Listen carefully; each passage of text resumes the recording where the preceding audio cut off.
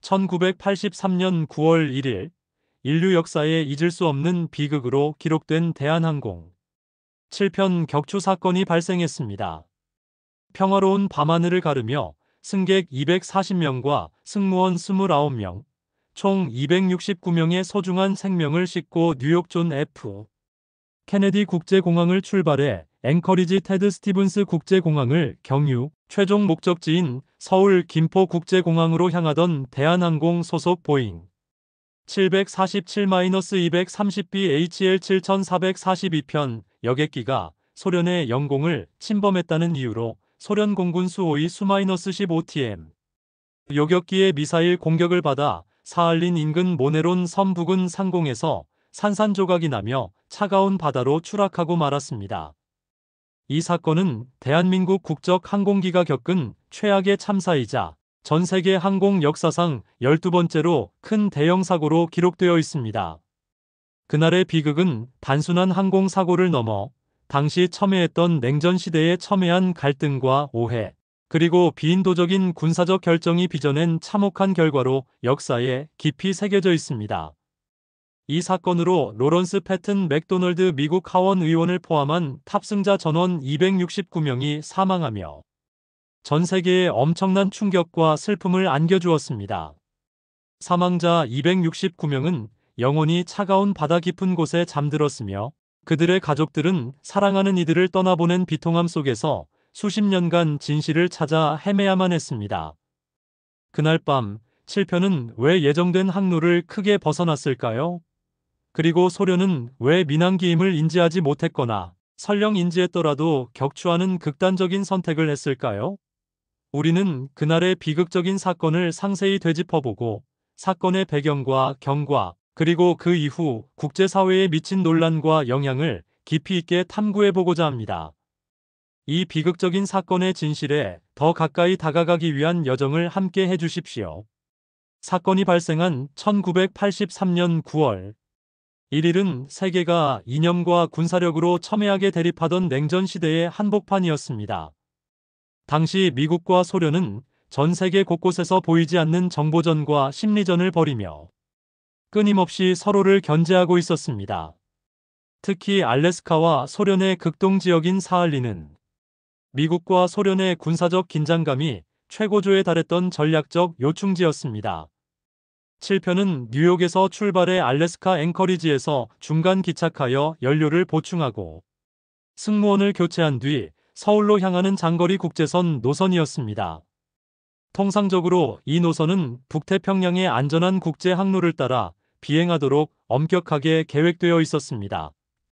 그러나 7편은 알래스카 앵커리지 이륙 후 불과 10분 만에 예정된 항로인 R20 항로에서 벗어나 북쪽으로 방향을 틀기 시작했습니다.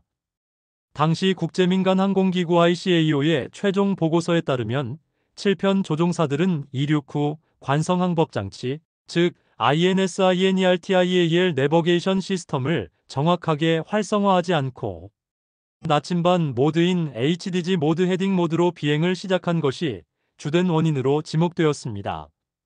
이 치명적인 설정 오류는 비행기가 점차 소련의 영공을 향해 방향을 틀게 만드는 결정적인 계기가 되었습니다. 당시 7편의 조종실에는 오랜 비행 경력을 가진 베테랑 조종사들이 탑승하고 있었습니다. 1만 시간이 넘는 비행 시간을 자랑하는 이한규 기장과 손동희 부기장, 그리고 김희원 항공기관사가 그들이었습니다. 이토록 경험 많고 숙련된 조종사들이 왜 기본적인 항법 장치 설정에서 오류를 범했는지, 그리고 그 실수를 비행 중 감지하지 못했는지에 대해서는 사건 발생 후 수많은 전문가들 사이에서도 가장 큰 미스터리 중 하나로 남아 논쟁의 여지가 많았습니다. 어떤 이들은 당시 조종사들의 과도한 피로를 지적하기도 했고, 다른 이들은 기계적 결함의 가능성을 완전히 배제할 수 없다고 주장하기도 했습니다. 7편은 알래스카를 지나 점차 북태평양의 넓은 바다 위를 가로지르며 서쪽으로 비행하기 시작했습니다. 이 과정에서 7편은 소련의 극동 군사 요충지인 캄차카반도 상공에 접근하게 됩니다. 캄차카반도는 당시 소련의 중요한 핵잠수함 기지와 대륙 간탄도 미사일 ICBM 발사, 기지 등 핵심 군사시설이 밀집해 있던 곳으로 외부의 접근이 엄격히 통제되는 최고 보안 구역이었습니다. 7편은 국제 항로를 무려 500km 이상 벗어나 캄차카반도의 영공을 무단으로 침범했습니다. 소련 방공망은 미확인 항공기의 접근을 즉시 감지하고 비상 상황에 돌입했습니다. 소련군은 수호이 Su-15TM 요격기를 출격시켜 7편을 추적하기 시작했습니다. 소련 요격기 조종사들은 거대한 크기의 7편을 미군의 전략 정찰기인 RC-135로 오인했을 가능성이 높습니다. 당시 미군은 RC-135를 이용해 소련의 군사활동을 감시하고 있었고 보잉 747 여객기와 RC-135 정찰기는 야간에 멀리서 보면 실루엣이 유사한 부분이 있었습니다. 소련 전투기는 7편에 여러 차례 경고 사격을 가했다고 주장했습니다. 하지만 7편 조종사들은 이를 인지하지 못했거나 설사 인지했더라도 민항기에 대한 경고 사격이라고는 상상조차 하지 못했을 것입니다. 국제 민간 항공 규정에 따르면 비상 상황 시 민간 항공기는 특정 주파수로 교신하고 특정 등화 신호를 보내야 하지만 소련 측의 경고는 7편에 제대로 전달되지 않은 것으로 보이며 7편 역시 국제적인 비상 신호를 발신하지 않았습니다. 이와 같은 소통의 부재는 비극을 막지 못한 주요 원인 중 하나로 작용했습니다. 7편이 캄차카반도를 지나 사할린 상공으로 진입하자 소련 지휘부의 긴장감은 극에 달했습니다. 사할린 역시 소련의 중요한 군사시설이 밀집해 있는 전략적 요충지였기 때문입니다. 소련 공군 사령부는 미확인 항공기가 계속해서 영공을 침범하며 민감한 군사기지 상공을 비행하자 더 이상 지체할 수 없다고 판단하고 격추 명령을 내렸습니다. 소련 요격기 조종사 겐나디 오시포비치는 1983년 9월 1일 새벽 3시 26분 현지 시각 사할린 인근 모네론 섬 부근 상공에서 7편을 향해 두 발이 적외선 유도 미사일과 레이더 유도 미사일을 각각 발사했습니다. 미사일은 정확히 7편의 엔진과 동체 후미를 강타했습니다. 엄청난 폭발음과 함께 비행기는 공중에서 급격히 고도를 잃고 통제를 상실했습니다. 마지막 순간 조종실 음성 기록 장치, 즉 CVRCOC KPIT 보이스 리코더에는 조종사들의 절박한 외침과 함께 항공기의 구조가 무너지고 압력이 손실되는 소리가 생생하게 녹음되어 있었습니다. 조종사들은 유도 착륙을 시도했던 것으로 보이지만 이미 치명적인 손상을 입은 항공기를 통제하기에는 역부족이었습니다. 순식간에 수많은 파편들과 함께 269명의 소중한 생명이 차가운 사할린 앞바다로 산산이 흩어져 추락했습니다. 칠흑 같은 어둠 속에서 아무도 그들의 마지막 순간을 목격하지 못했습니다. 단지 하늘 위에서 사라져버린 비행기와 함께 그들의 삶도 영원히 사라져버린 것입니다. 이 비극은 민간 항공기에 대한 군사적 공격이라는 전례 없는 참사로 기록되었습니다. 사건 직후 전 세계는 충격과 비탄에 잠겼습니다. 민간 여객기가 격추되었다는 소식은 전 세계인들에게 큰 공포와 분노를 안겨주었으며 국제사회의 공분을 샀습니다. 대한민국 정부는 즉시 9월 2일부터 3일간 특별애도 기간을 선포하고 전국민적인 추모 분위기 속에서 희생자들을 애도했습니다. 정부는 유엔 안전보장이사회 소집을 요청하여 소련의 비인도적인 행위를 강력히 규탄했습니다. 미국과 서방 동맹국들은 소련에 대한 강력한 비난 성명을 발표하고 소련 항공기에 대한 국제선 운항, 금지 등 다양한 경제 및 외교적 제재 조치를 단행하며 소련을 압박했습니다. 하지만 소련은 초기에는 사건 자체를 부인하거나 7편이 미국의 스파이 활동에 이용된 정찰기라고 주장하며 책임을 회피했습니다. 소련의 비협조로 인해 희생자들의 유해는 거의 수습되지 못했습니다. 수많은 시신과 항공기 잔해들이 차가운 바닷속 깊은 곳으로 가라앉아 버렸고 유족들은 사랑하는 이들의 시신조차 찾지 못한 채 평생을 비탄과 고통 속에서 살아가야 했습니다. 이는 유족들에게 육체적 고통뿐만 아니라 정신적으로도 치유하기 어려운 깊은 상처로 남았습니다. 유족들은 사건 발생 40년이 지난 지금까지도 사랑하는 가족의 흔적을 찾고 사건의 진정한 진실이 밝혀지기를 간절히 염원하고 있습니다.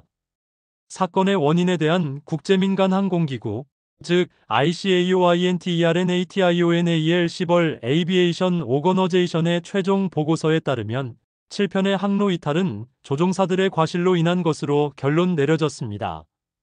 이륙 후 관성항 법장치 INS를 제대로 활성화하지 않고 나침반 모드인 HDG 모드로 비행한 것이 주된 원인으로 지목되었습니다.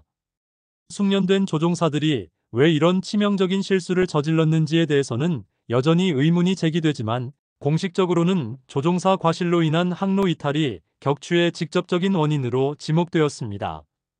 그러나 이 결론만으로는 당시 상황의 모든 의문이 해소되지 않았으며 사건 발생 직후부터 수많은 논란과 음모론이 제기되었습니다. 가장 대표적인 음모론 중 하나는 미국이 7편의 항로 이탈을 사전에 인지하고 있었음에도 불구하고 이를 방치했다는 주장입니다. 당시 미국은 7편의 항로 이탈을 감지할 수 있는 최첨단 레이더 시스템과 정보 감시 체계를 보유하고 있었지만 어떤 이유에서인지 7편에 경고를 보내지 않았다는 것입니다. 이는 7편이 미국의 스파이 활동에 이용되거나 소련의 방공망을 시험하기 위한 목적으로 의도적으로 사용되었다는 주장으로 이어지기도 했습니다. 물론 이러한 음모론에 대한 명확한 증거는 제시되지 않았지만 당시 냉전 시대의 복잡한 국제 정세와 정보기관들의 활동을 고려할 때 완전히 무시할 수 없는 주장으로 남아 있습니다. 또 다른 중요한 논란은 소련 측의 격추 명령 과정에서 발생했습니다. 소련은 7편이 자국의 영공을 침범한 스파이 항공기라고 주장하며 정당방위를 내세웠습니다. 그러나 국제법상 민간 항공기를 격추하는 것은 어떠한 경우에도 용납될 수 없는 명백한 불법 행위입니다. 소련 요격기 조종사의 증언과 당시 공개된 소련군의 교신 내용들을 종합해보면 소련 지휘부는 7편이 민항기일 가능성을 배제하지 않고 격추 명령을 내렸을 수 있다는 심각한 의혹이 제기되기도 했습니다. 특히 7편의 블랙박스에 녹음된 조종실 음성 기록, 장치 CVR이 공개되면서 격추 직전까지 엔진이 정상적으로 작동하고 있었다는 사실이 밝혀졌습니다.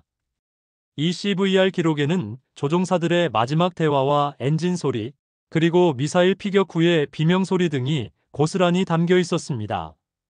이는 만약 소련이 조금 더 신중하게 접근하고 민항기의 식별을 위한 충분한 시간을 가졌더라면 혹은 7편 조종사들과의 교신이 원활하게 이루어졌더라면 비행기가 불시착하거나 유도 착륙을 시도하여 생존자가 발생할 가능성도 충분히 있었다는 추측을 낳았습니다. 그러나 소련은 끝내 7편을 격추하는 극단적인 선택을 했고 이로 인해 269명의 무고한 생명이 희생되었습니다. 이 사건은 냉전 시대의 군사적 긴장감이 얼마나 위험하고 비인도적인 결과를 초래할 수 있는지를 여실히 보여주는 비극적인 증거로 남아 있습니다. 당시 소련의 결정은 국제사회로부터 거센 비난을 받았으며 소련의 국제적 위상에도 큰 타격을 주었습니다. 대한항공 7편 격추 사건은 국제사회에 지대한 영향을 미쳤습니다. 가장 중요하고 긍정적인 변화 중 하나는 국제민간항공협정의 개정입니다. 이 사건 이후 영공 침범 시에도 민간 항공기 격추를 금지하는 내용이 국제법에 명문화되었습니다. 이는 민간 항공기의 안전을 최우선으로 해야 한다는 국제사회의 강력한 의지를 반영한 것이며 향후 유사한 비극이 재발하는 것을 막기 위한 중요한 조치였습니다. 또한 이 사건은 로널드 레이건 당시 미국 대통령이 군사용으로만 활용되던 GPS-GLOBAL 포지셔닝 시스템을 민간에 개방하는 결정적인 계기가 되었습니다. 군사용으로만 활용되던 GPS를 민간에 개방함으로써 민항기 조종사들이 보다 정확한 항법, 정보를 실시간으로 얻어 항로 이탈을 방지할 수 있도록 하자는 취지였습니다. 오늘날 우리가 일상생활에서 편리하게 사용하는 스마트폰의 내비게이션 기능 등은 사실 이 비극적인 사건의 영향을 받아 민간에 개방된 GPS 기술 덕분이라고 볼 수 있습니다. 이처럼 비극적인 사건은 때로는 인류에게 중요한 교훈을 주고 기술 발전에 기여하기도 합니다. 이 사건은 당시 냉전 구도를 더욱 심화시키는 결과를 초래했습니다. 미국과 소련의 관계는 최악으로 치달았고 전 세계는 또 다른 전쟁이 발발할지도 모른다는 공포에 휩싸였습니다. 하지만 한편으로는 이 사건을 통해 국제사회는 냉전 시대의 무분별한 군사적 대결이 얼마나 위험한 결과를 초래할 수 있는지 깨닫고 대화와 협력을 통해 갈등을 해결하려는 노력을 시작하는 역설적인 계기가 되기도 했습니다. 대한항공 7편 격추 사건은 1987년에 발생한 대한항공 858편 폭파 사건과 함께 대한민국 항공 역사에서 잊을 수 없는 가장 비극적인 사건으로 남아 있습니다. 이 두 사건은 대한민국 국민들에게 큰 상처와 함께 항공 안전의 중요성을 각인시키는 계기가 되었으며 국제 항공 안전 규정을 강화하는 데도 일조했습니다. 사건 발생 40주기가 지난 지금도 이 사건에 대한 모든 진실은 여전히 명확하게 밝혀지지 않았습니다. 특히 유해 수습과 관련된 소련의 비협조적인 태도, 그리고 당시 미국 정보 당국의 역할에 대한 의문은 여전히 남아 있습니다. 유족들은 사랑하는 이들의 마지막 순간에 대한 명확한 진상규명을 요구하며 고통스러운 세월을 보내고 있습니다. 그들은 자신들의 가족들이 왜 그렇게 허무하게 목숨을 잃어야 했는지, 그리고 누가 그 비극에 대한 책임이 있는지에 대한 답을 간절히 바라고 있습니다. 대한항공 7편 격추 사건은 단순히 과거의 비극적인 사건으로 치부할 수 없습니다. 이 사건은 현대 사회에도 여전히 유효한 깊은 교훈을 던져줍니다. 첫째, 기술의 발전에도 불구하고 인간의 실수는 언제든지 발생할 수 있으며 그 결과는 상상할 수 없을 정도로 치명적일 수 있다는 점입니다. 조종사들의 작은 실수가 269명의 무고한 생명을 앗아가는 비극으로 이어진 것은 우리에게 항공 안전에 대한 끊임없는 경각심과 철저한 안전수칙 준수의 중요성을 일깨워줍니다. 둘째, 국가 간의 첨예한 대립과 오해가 얼마나 위험한 결과를 초래할 수 있는지를 여실히 보여줍니다. 냉전 시대의 극심한 긴장감과 상호 불신이 민간 항공기를 스파이 항공기로 오인하게 만들고 격추라는 극단적인 결정을 내리게 만들었으며 이는 수많은 무고한 생명을 희생시켰습니다. 셋째, 이 사건은 국제사회가 함께 협력하여 평화와 안전을 추구해야 한다는 중요한 메시지를 전달합니다. 민간 항공기의 안전은 모든 국가의 공동 책임이며 어떤 상황에서도 민간 항공기에 대한 무분별한 공격은 용납될 수 없다는 국제적인 원칙을 재확인시켜 주었습니다. 우리는 7편 희생자들의 넋을 기리며 이 비극적인 사건으로부터 얻은 교훈을 결코 잊지 않고 미래를 향해 나아가야 할 것입니다.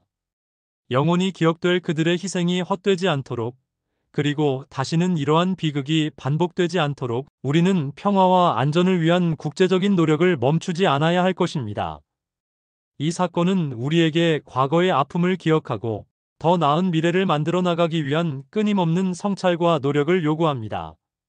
7편의 희생자들과 그 가족들에게 깊은 애도를 표합니다.